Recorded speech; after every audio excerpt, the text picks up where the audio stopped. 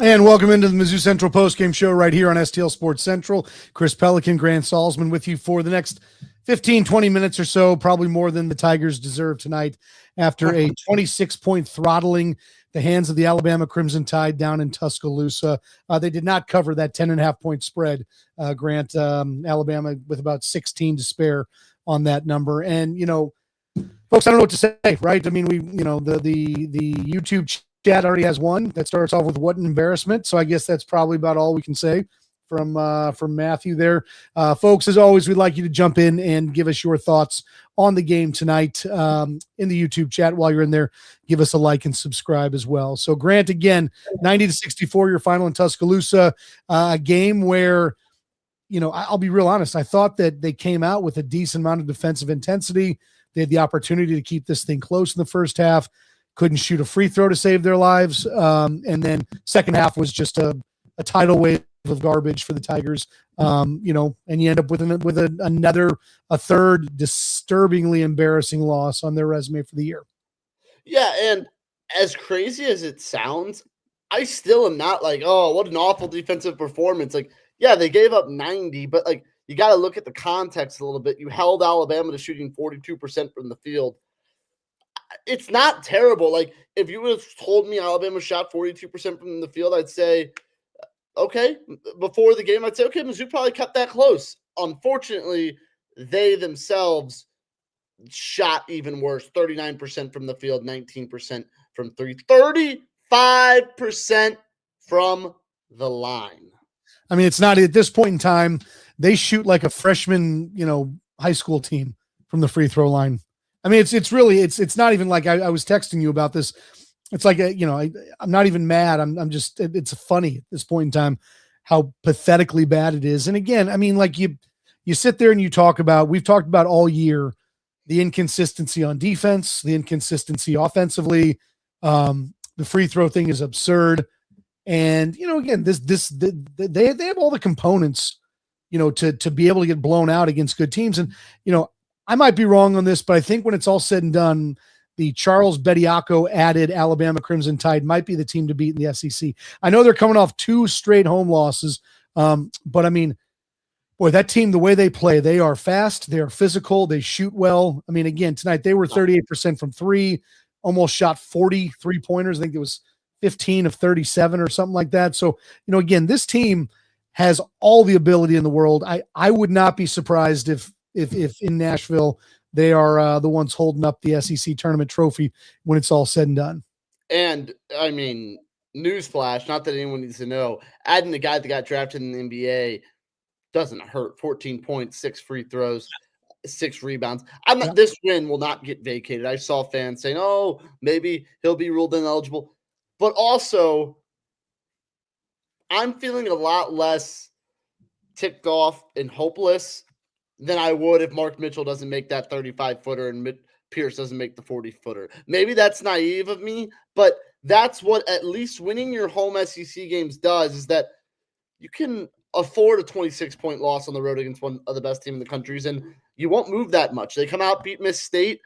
This time on Saturday, we'll be on, okay, go win your midweek game, and it's bad. What in the wild world of sports going on tonight? I'm not sure how much longer Gates can keep his job. I wonder if he'll lose some of the highly touted recruits. The highly touted recruits aren't coming because of what this year's team can do. They're coming because what Gates is telling them next year. And Tim Fuller is paying them. They went 0-18, Mizzou did, and Gates didn't lose a single recruit. That's the least of your concerns. But today, Chris, it was another really terrible display of half-court offense. Mizzou couldn't get anything going, but it was nothing new. It was really after that run Bama went on in the first half with about 5 to 8 minutes left. That's when you knew it was over. And again, we've talked about it. Far too many droughts of 4 minutes or more without scoring. Mizzou, I mean, they were up 5 points in this game midway through the first half, and it was going, okay, offense isn't great. Defense looks good. Bama's not making a lot of shots, forcing tough shots. Maybe they'll keep this close. Maybe it'll be like a Florida game last year.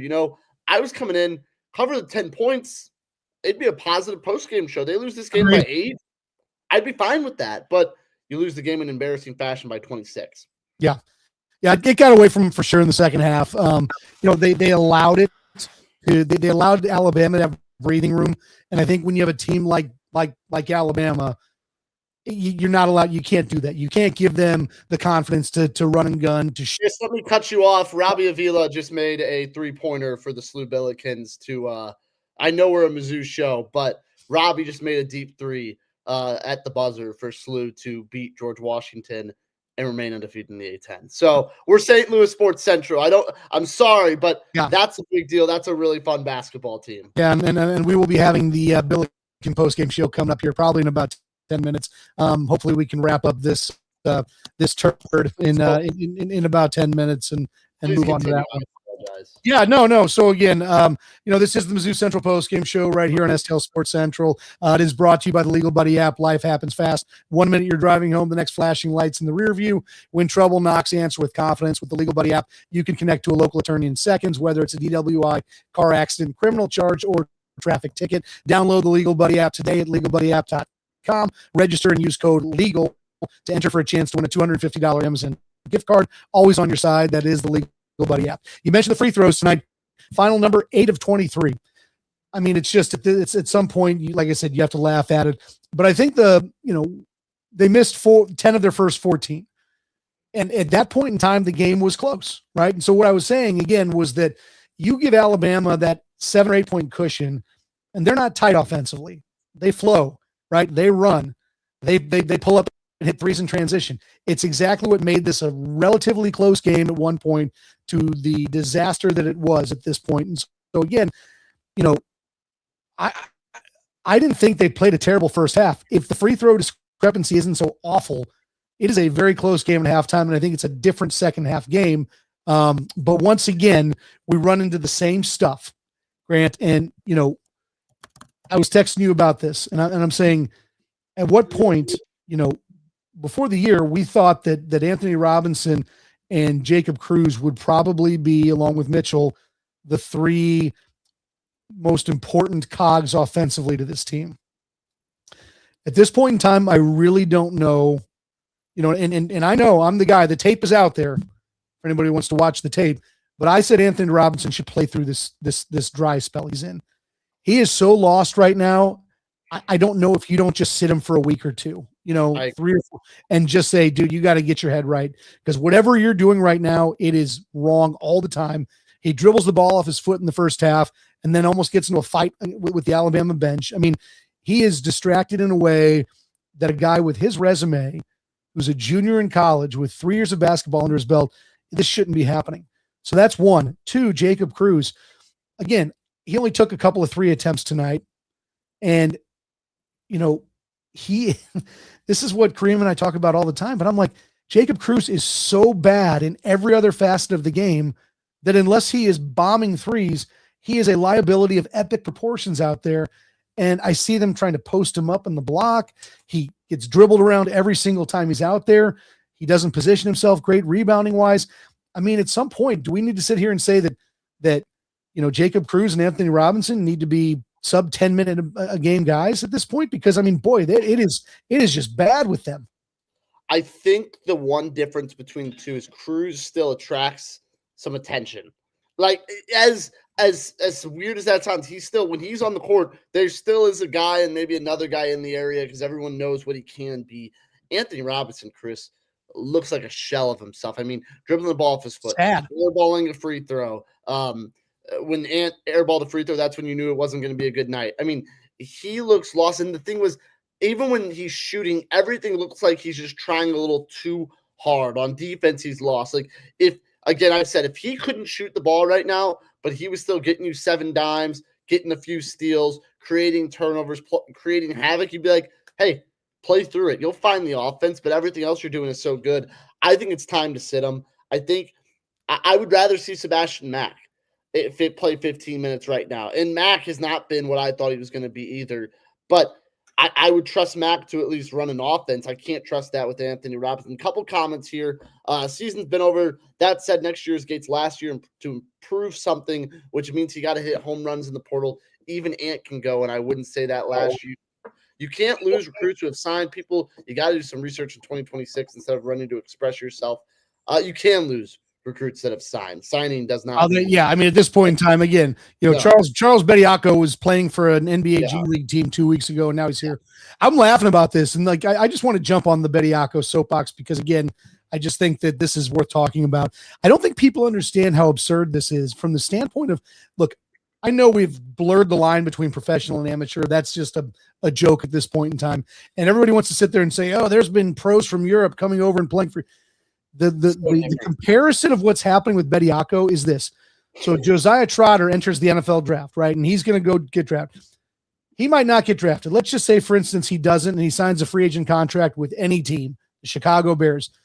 What the equivalent is that Josiah Trotter is playing on the practice squad of the Bears in week 5, and Eli Drinkwitz calls him before the Texas game next year and says, hey, we think we need a little help. And then he just comes and that this is exactly what this is. It is absurd that, like, you know, you could maybe make the argument that with Bediako that if he decided in the offseason, like, hey, I'd like to try to regain my eligibility, or this, literally he's played 10 games in the G League this year, and then somebody gave him a better deal to come back and play it. I mean, I you know, again, that they didn't lose the game tonight because of that. But at the end of the day, I mean, this is just the funny thing is like, I'm looking at some of these comments about what Gates needs to do in the portal next year. I mean, holy crap. How about if he does it this year? Can we go find somebody who's got some eligibility, playing in the G League? And, you know, cause they certainly need some work. I mean, they need better point guard play at this point in time. That's a big thing. T.O. Barrett is, again, I really love what T.O. Barrett is bringing to the table at this point in time. Like, in terms of, there's just an aggression to him. We like that, but you can't deny that the guy cannot defend. And on top of that, I mean, the 4 turnovers tonight are going to be pretty similar because he is reckless with the ball. And I just think that if T.O. Barrett is one of your top scorers, your ceiling as a team is pretty low. I'm on the T.O. Barrett train. I'm a fan of T.O. Barrett. That's something we differ on. I actually really like him offensively. His inability to shoot is a little concerning. And then he knocks down 2 threes. If he's a 1-3 a game guy, that just elevates his game completely different, because then teams can't sag off of him. So I think that's where the next part of his game can go. But honestly, someone I've been impressed with that can help Mizzou is Sean Phillips. I mean, he has been. He had a good game. He had a really good game tonight. I called him soft against Georgia. I still think his rebounding's been shaky. Today, 8 rebounds, though. But even before that, even in the Georgia game, him averaging 8, 10, 12 points, being an actual threat on the inside is something Mizzou has not had inside offensively. And Jeremiah Tillman, 7 years, it's been a very long time since Mizzou's had that. He is Grant Salzman. I'm Chris Pelican. This is the Mizzou Central Postgame Show, and is brought to you by our home business banking partners at Home Bank. From business lending to everyday banking, Home Bank has been with us since day one as a trusted partner. Business is not just about numbers. It's about relationships. With Home Bank, those relationships make all the difference. Home Bank is the team behind our team at STL Sports Central. Visit myhomebank.bank or call 855-577-2001. Home Bank, member FDIC. More than a bank, they are your business partner, and they do bring us the money moment of the game. Grant Salzman, any money moments of the game in this one? Mine would be anytime Mizzou stepped to the free throw line, because they were literally the definition of non-money at that point in time. Yeah, I'll go similar. I'll go Anthony Robinson's air ball kind of took the air out of the Mizzou team. Had 3 free throws, only made 1. And then shortly after that, Bama went on like a 33-12 run to close out the half, and that was curtains from there. The money moment of the game brought to you by Home Bank, the team behind our team at STL Sports Central. Visit myhomebank.bank or call 855-577-2001. Grant, let's start putting a bow on this thing. I think we got better shows to get to tonight, but Tigers, obviously a very, very lopsided loss, 90-64, your final score as they fall in Tuscaloosa to Alabama. Next up, a home matchup against Mississippi State on Saturday. I mean, again, Joe Lunardi has this team as a first 4 out. I mean, I sort of struggle a little bit to see this team as a real NCAA tournament contender. But I mean, this is the closest thing to you have to win and do it in somewhat impressive fashion on Saturday.